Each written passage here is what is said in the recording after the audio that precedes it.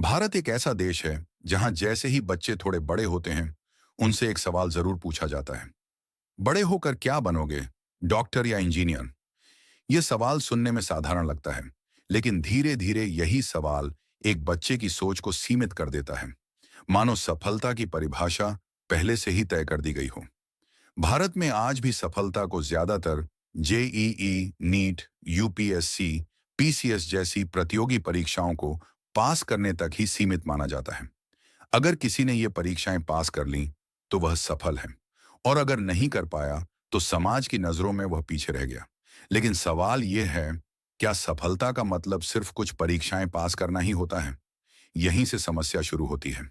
हमारे शिक्षा तंत्र में बच्चों को पढ़ाया तो जाता है, लेकिन एक सीमित दायरे के भीतर।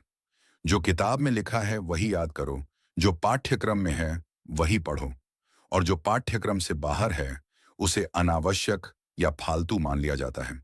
अगर कोई बच्चा जिज्ञासा के साथ पूछ ले, ये क्यों होता है, इसका असली जीवन में क्या उपयोग है, क्या इसके बारे में और जान सकते हैं, तो अक्सर जवाब मिलता है, यह परीक्षा में नहीं आएगा।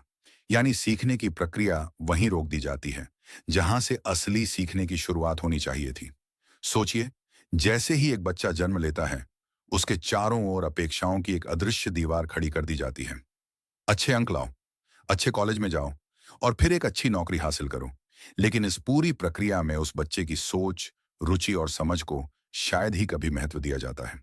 हम बच्चों को पढ़ना सिखाते हैं, लेकिन सोचना नहीं। हम उन्हें उत्तर याद करवाते हैं, लेकिन सवाल पूछने से हतोत्साहित कर देते हैं।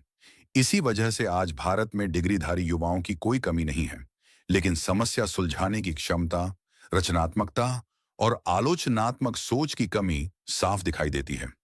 दूसरे देशों में शिक्षा का उद्देश्य होता है बच्चों को सवाल पूछने के लिए प्रेरित करना। वहां अंक सिर्फ एक प्रतिक्रिया होते हैं, पहचान नहीं। लेकिन भारत में अंक ही पहचान बन जाते हैं। एक अंक कम हुआ तो आत्मविश्वास भी कम हो जाता है, और इसका असर सिर्फ पढ़ाई तक सीमित नहीं रहता। शैक्षणिक दबाव, लगातार तुलना और असफलता का डर बच्चों के मानसिक स्वास्थ्य को गहराई से प्रभावित करता है।